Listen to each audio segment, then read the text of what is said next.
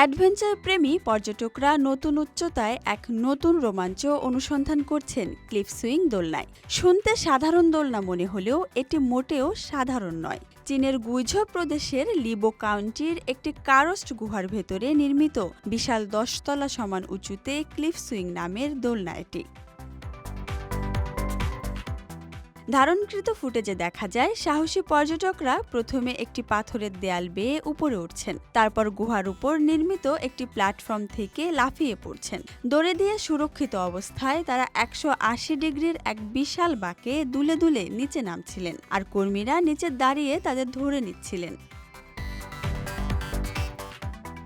Mandarin নামের এক পর্যটক বলেন, আমার মনে হয় উপরে ওঠাটা বেশি কষ্টকর। আমি ধীরে ধীরে উপরে উঠছিলাম আর নিচে তাকাতেই পায়ে দুর্বলতা অনুভব করলাম।